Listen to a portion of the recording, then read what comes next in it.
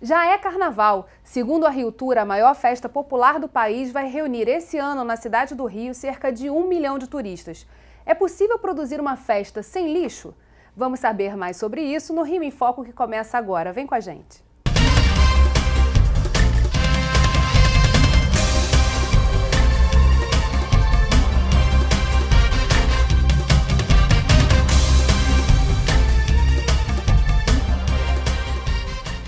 O Rio em Foco de hoje recebe o presidente da Conlurb, Luciano Moreira, e o coordenador do movimento Comunidades Lixo Zero, Egeu Lausso. Em meio à crise que o país vem enfrentando, algumas escolas de samba estão optando pela utilização de materiais recicláveis em suas produções. Um exemplo é o uso de sacolas plásticas para a criação de pedras cenográficas. Vamos ver a matéria. Então, Geisa, não só de sacolas plásticas se faz um belo carnaval. Hoje eu vou mostrar outros tipos de materiais recicláveis que são usados para compor os carros alegóricos. E para contar essa história, eu vou conversar com o diretor de carnaval da Acadêmicos do Cubango. Jorge, conta pra gente como é feita essa produção com materiais recicláveis aqui na escola. Então, nosso intuito é baratear o carnaval. Para isso, nós passamos a trabalhar com materiais reciclados, que é uma maneira de você ter menos custo com a escola. O copinho de café para a gente virou corais. Eu vou mostrar para vocês aqui como que ele encaixa perfeitamente na nossa decoração. E nós temos aí cerca de 5.000 copinhos de cafés decorando todo o nosso sobre-ala no que diz respeito a corais.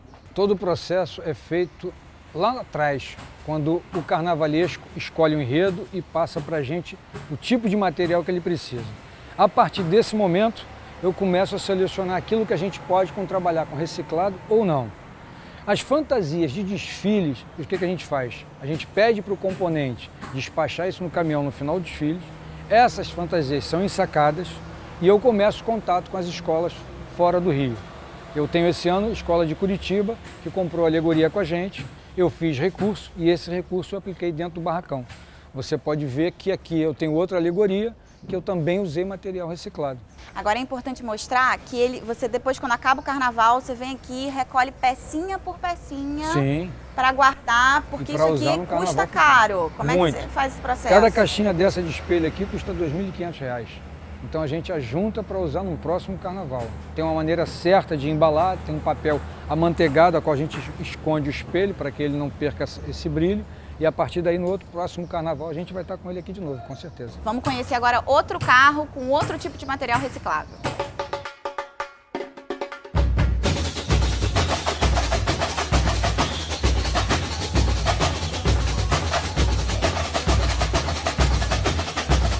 Quentinha é um material reciclado. O que a gente faz? Aqui nós temos elementos trabalhando com a gente, né? Nós temos cerca de quase 80 pessoas trabalhando no barracão. A escola paga o almoço desse pessoal. Então essas quentinhas chegam aqui com almoço. Acabou-se o almoço, a gente lava as quentinhas e as quentinhas passam a ser decorações das nossas alegorias. Muito legal. E você enfeitou com os espelhinhos também. Exatamente. Qual é o seu truque para esse ano? Então, o nosso carnavalesco Cid Carvalho, ele usou o truque do galho, só que são galhos de verdade, são galhos secos que a gente tem aqui ao lado do terreno. Nós pegamos esse galho seco, raspamos e hoje ele está forrado com essas flores, folhagem artificial.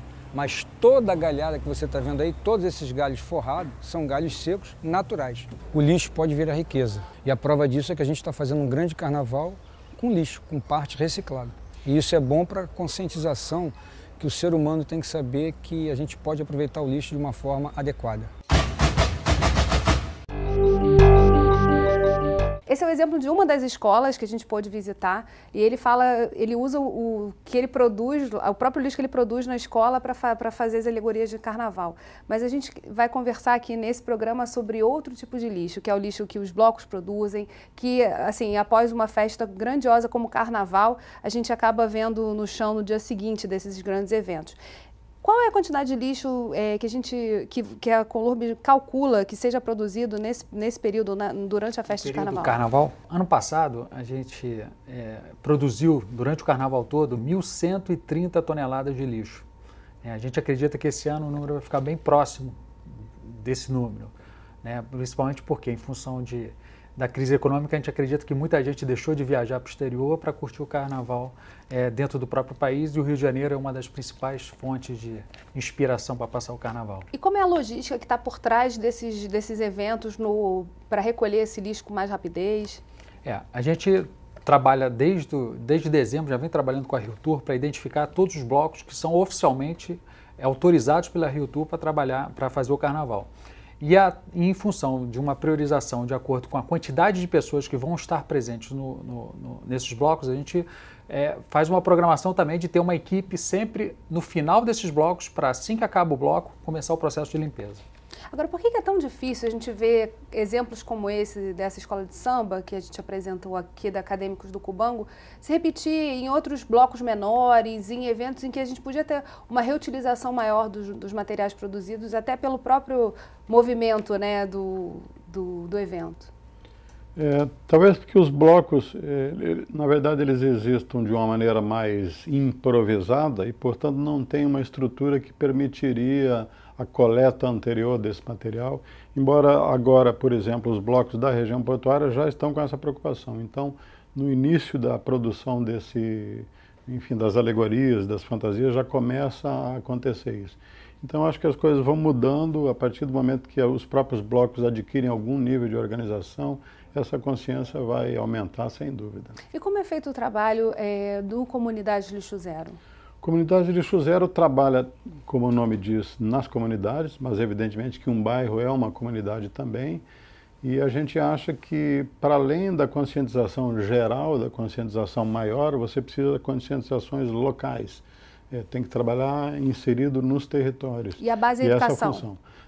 A base a gente trabalha muito pelo viés da cultura, a gente acha que a cultura é uma ferramenta fundamental nessa hora.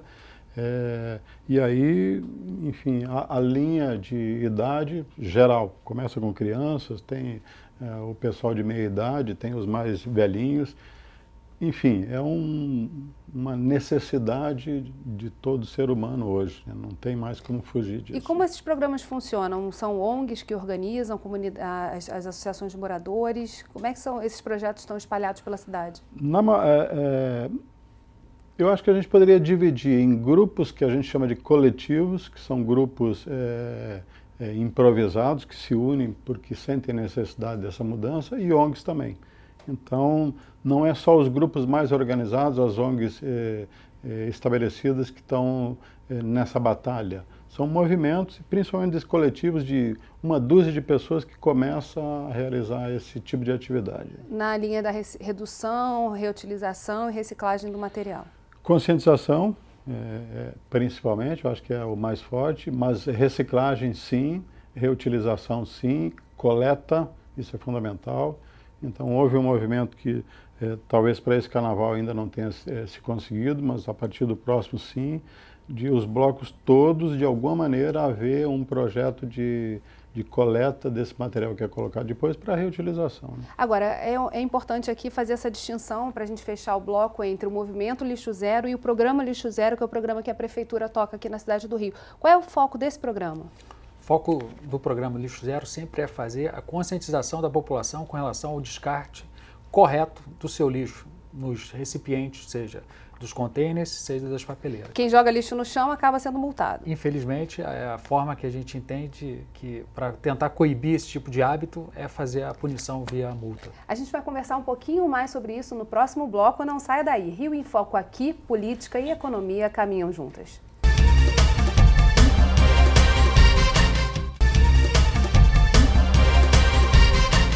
O Rio em Foco recebe Luciano Moreira e Egeu Laus. A nossa cidade limpa é o nosso melhor cartão postal. O programa Lixo Zero, lançado pela Prefeitura do Rio em 2013, multa quem joga lixo no chão. A receptividade em relação a esse projeto foi testada durante a realização do Rock in Rio. Vamos ver o que o professor da Universidade Federal Fluminense, Osiris Marques, falou sobre o assunto. Essa pesquisa que a gente fez no Rock in Rio, ela foi realizada imediatamente depois da implantação do Lixo Zero, do programa Lixo Zero. E era uma preocupação nossa saber se as pessoas tinham conhecimento e se elas aprovavam a pesquisa, o que elas achavam da pesquisa, né?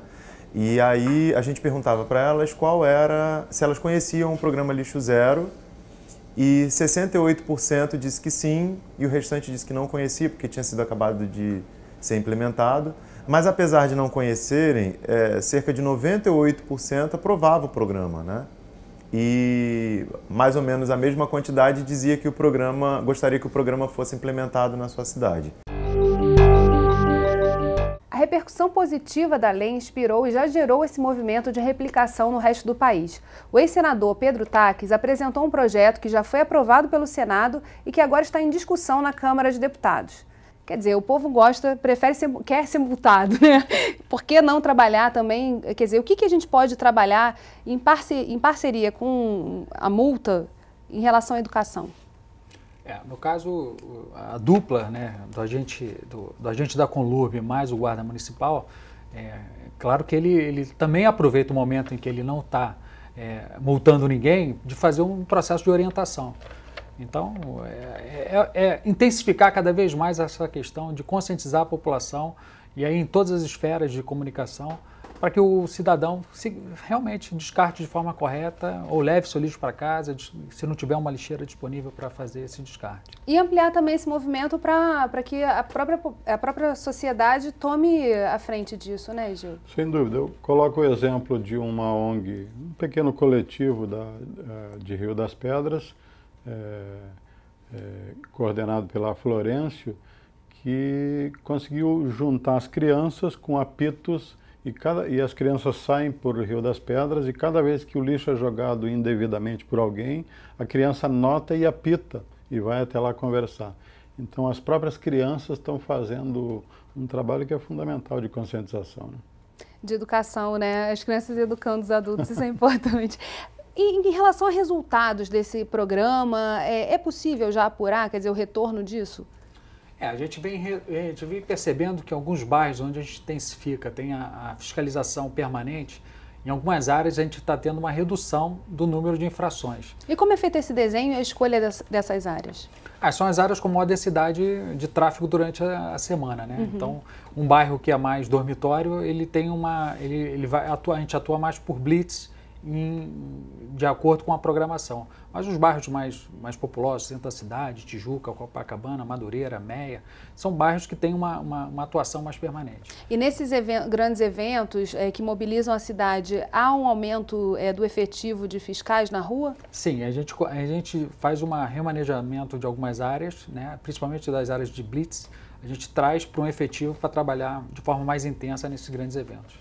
E dá resultado? Quer dizer, tem mudança de um ano para o outro em relação a esses números? A gente vem ampliando, né, a questão, o número vem aumentando porque a gente está ampliando a abrangência de atuação, seja antigamente de forma por blitz, mas agora de forma permanente, né? E claro que esse ano de 2016 vamos ter mais eventos, principalmente com o efeito das Olimpíadas, então a gente entende que vai ser um processo crescente do nosso número.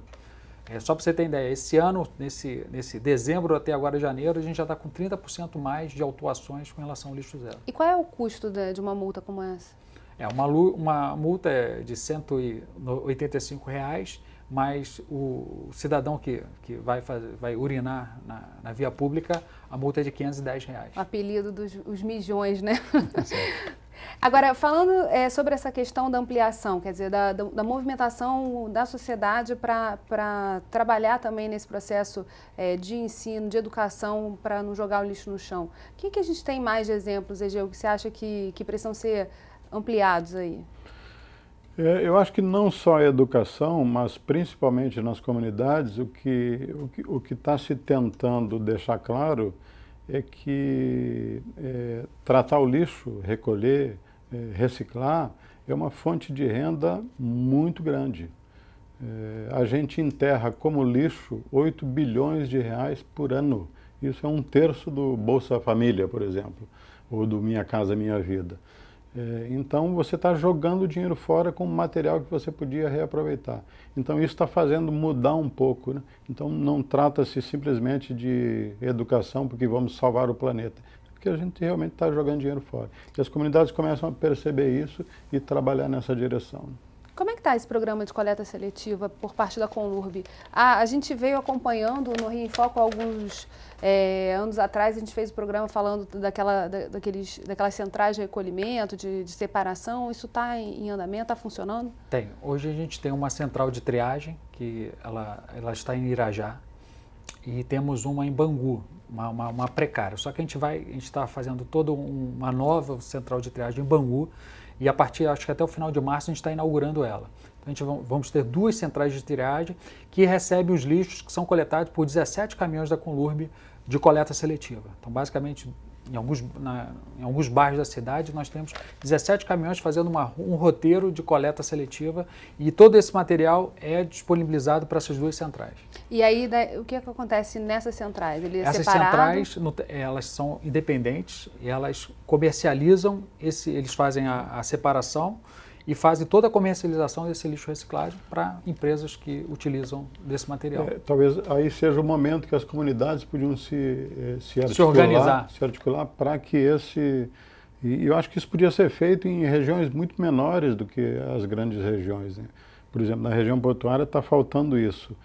Os grupos que começam a se preocupar com a possibilidade, né, de produzir renda, eles precisam saber como articular essa coleta de lixo. Então isso podia ser uma grande articulação que se possa fazer com a Conlurb e as comunidades, né? E o que é interessante é que, apesar de em alguns bairros você ter a coleta seletiva acontecendo pontualmente, ainda não há pelo menos por parte assim, você não consegue ver um bairro inteiro que todo mundo faça a coleta seletiva. As pessoas ainda usam aquela desculpa de que, mas não adianta nada eu separar aqui, você vai misturar lá embaixo. E aí acabam não aderindo, né? Um pouco de, às vezes a informação ainda não chegou 100% a todo mundo, né? Mas primeiramente aqui, nos bairros da Zona Sul e alguns da Zona Norte hoje, todo esse material já é separado pelos porteiros e comercializado pelos próprios condomínios. Então, quando a Conlurb vai fazer essa coleta, não tem, às vezes, essa quantidade de lixo disponível, porque vários prédios já fizeram esse tipo de... É o caso do meu prédio. Então, isso gera cesta básica para os funcionários, economizando um pouco até o custo do próprio condomínio, né? Existe hoje um batalhão de gente, que a gente vê que em qualquer grande evento, está trabalhando, fazendo também essa reciclagem e já faz a comercialização para os compradores do lixo reciclável. Então também diminui um pouco a quantidade que a Conlurb tem para fazer. Agora, o que a gente acha é que tem que continuar fazendo a intensificação com relação à separação, que isso ajuda mesmo quando está indo para um caminhão junto. E o futuro é a gente trabalhar com usina de tratamento mecanizado, que eu não preciso fazer a coleta seletiva. É uma usina de tratamento mecanizado que ela processa em alta escala e já fazendo a separação. Então ela tem uma produtividade de 20 a 30 vezes maior do que qualquer outro tipo de reciclagem manual. E é isso que é o caminho que a gente tem que evoluir. A gente vai fazer um rápido intervalo e voltamos já. Rio em Foco aqui, política e economia caminham juntas.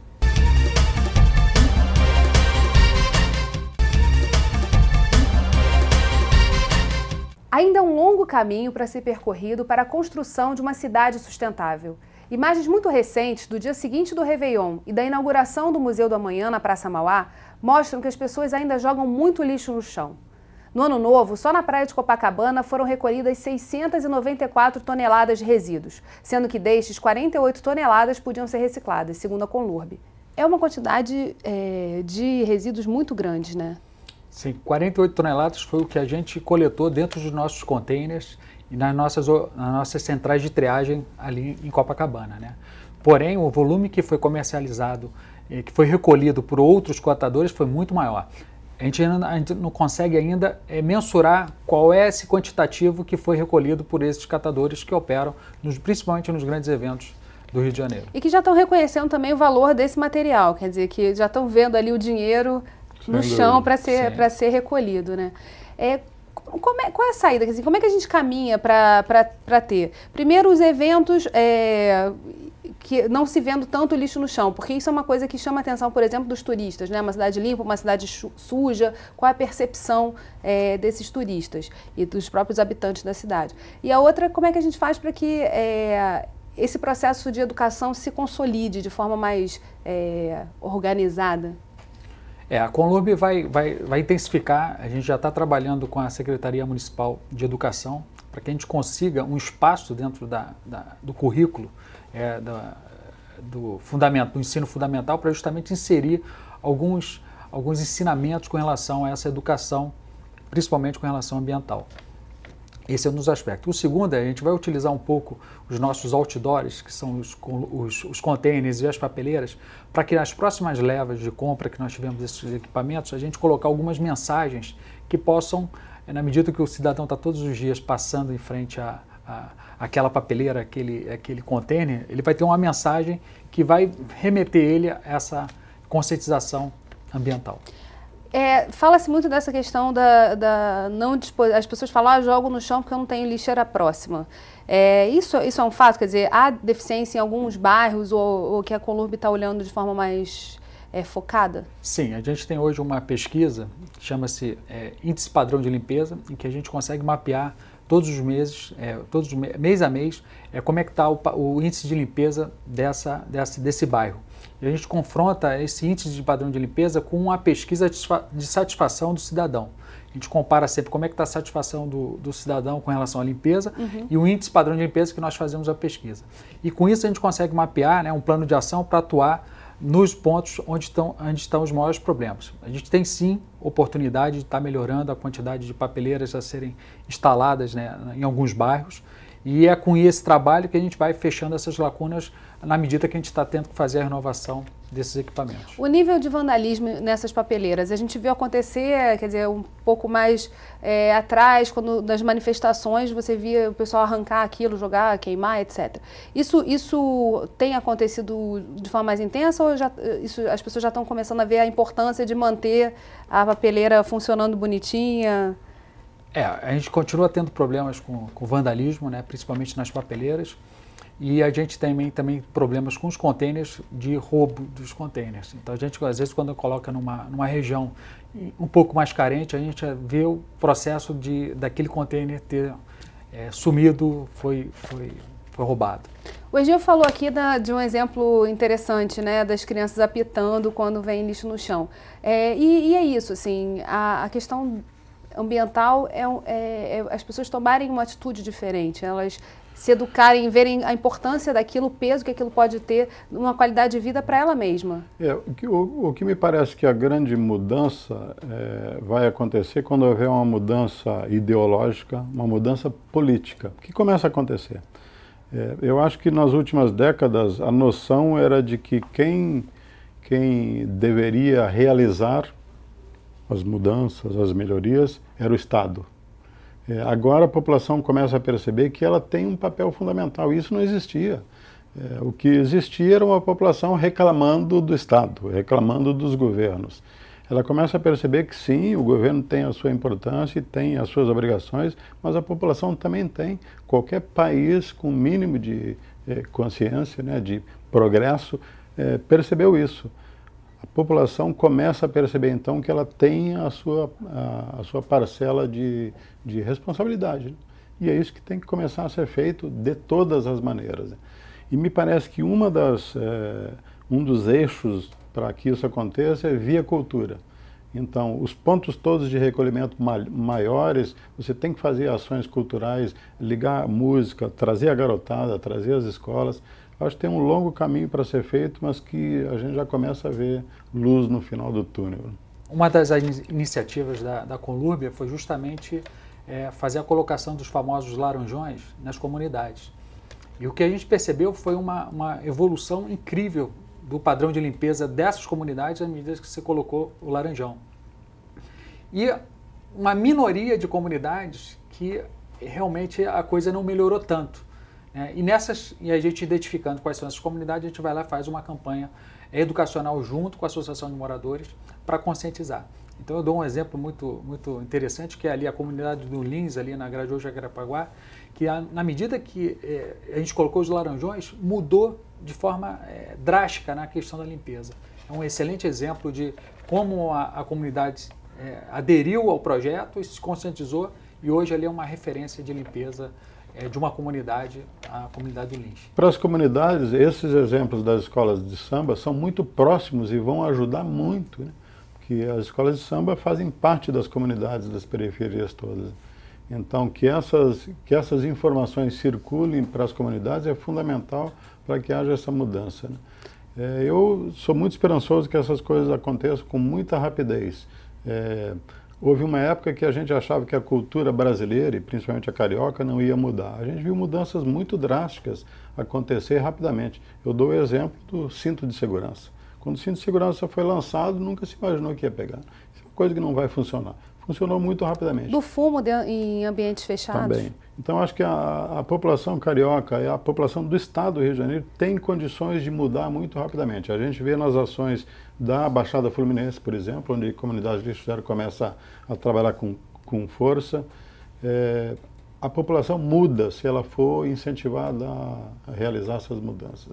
E aí articular Estado, governo, comunidades, sociedade civil, né? Aqui nos bastidores, o Luciano citou o exemplo do Réveillon. Queria que você contasse essa historinha só para a gente fechar o programa dos MCs. A gente entendeu que para fazer essa comunicação com aquela massa, né, quase 2 milhões de pessoas ali em Copacabana, era aproveitar os momentos entre os intervalos entre os shows, né, da programação lá do Réveillon, é que os MCs, no caso eram o David Brasil e o Milton Cunha, pudesse fazer um comentário, né, uma colocação para a população com relação ao descarte correto daquele resíduo que ele levou, está bebendo, está comendo alguma coisa ali no Réveillon. E a gente viu que foi muito positivo, né, essa questão dessa campanha educacional feita por eles. Comunicação, né? Comunicação integrada e massiva, e no momento intensa. Do consumo. Exatamente. Bem, infelizmente nosso programa chegou ao fim. Obrigada, Luciano, obrigada, Egeu, e obrigada a você que ficou com a gente até agora. O Rio em Foco quer saber a sua opinião. Escreve pra gente. Tem algum assunto que você queira ver discutido aqui? Envie sua sugestão para o e-mail rioemfocorj@gmail.com. E se você gostou desse programa, pode assisti-lo novamente no site www.querodiscutiromeuestado.rj.gov.br ou pelo www.tvalerj.tv. TV Alerj, o canal do povo fluminense. Até a próxima.